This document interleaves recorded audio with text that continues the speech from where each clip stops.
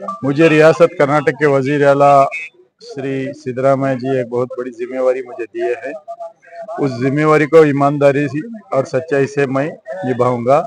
मेरा पहला कदम रहेगा हमारे किसानों को सही तरीके से करंट देना। दूसरा, गरीबों के घरों की करंट में जो दिक्कत है उस दिक्कत को हल करना। और हमारी हुकूमत गरीबों को फ्री करंट दे रही है, तो जहां जहां गरीबों को मिल रहा है या नहीं मिल रहा है वो देखना मेरा पहला फर्ज होता है। इंशाअल्लाह मैं उस काम को पूरा करूंगा। और हमारी हुकूमत, हमारी पार्टी गरीबों की तरफ और अक़लियतों की तरफ और एकदम सबसे गरीबों का जो जो तकलीफ है उस तकलीफ को हल करने के लिए हमारी पार्टी, हमारी हुकूमत हर दिन रात काम कर रहे हैं। सिद्धरामैया जी ऐसे एक नेता है, गरीब, अक़लियत और जो भी कमजोर तबके में, जो भी समाज के कमजोर फर्द को मदद करने के लिए बहुत सारे ढेर सारे स्कीम दे चुके हैं। तो उन स्कीमों में ये एक हमारी जो फ्री करंट देना एक बहुत ही पॉपुलर स्कीम है। हिंदुस्तान के कोई रियासत में नहीं है, वो कर्नाटक में है। हमारे वजीर आला श्रीमान सिद्धरामैया जी ने कर चुके हैं। तो ये हेस्कॉम जो 7 जिले को इसका रेंज है, तो 7 डिस्ट्रिक्ट में मैं दौरा करूंगा। हर गली जाऊंगा, हर गरीब के एरिया जाऊंगा, स्लम जाऊंगा और किसानों के खेतों में तक जाऊंगा। जाकर किसानों के प्रॉब्लम को हल करने की कोशिश करूंगा। ये सब काम होना है तो हमारे इस जो हेस्कॉम के ऑफिसरों का बहुत ही बड़ा रोल रहता है।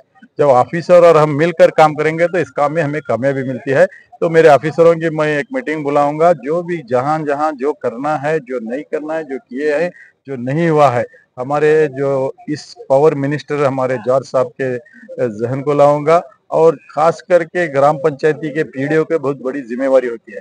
पीडीओ की मीटिंग बुलाऊंगा और हमारे आरडीपीआर मिनिस्टर प्रियंका खरगे जी के जहन पर लाऊंगा। उस जिले के उस्तुवारी मिनिस्टर के जहन पे लाऊंगा और वहाँ के हमारे पार्टी के और वहाँ के जो भी चुनायत एमएलए है उनको लेकर मैं काम करूंगा। सर, बहुत सारे लोगों ने ये कहा कि बहुत ज्यादा जो है एस्कॉम के अंदर करप्शन है, उस करप्शन को कैसे रोकेंगे सर आप?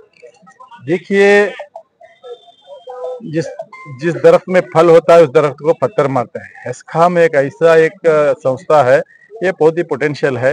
यहाँ पर रेवेन्यू भी उतना ही आता है, खर्च भी उतना ही है। तो इसीलिए ये तो बाहर की बात है। अगर अभी तक वैसा कोई स्कैंडल नहीं बाहर आया है, अगर है तो हम उसको रिपेयर करेंगे।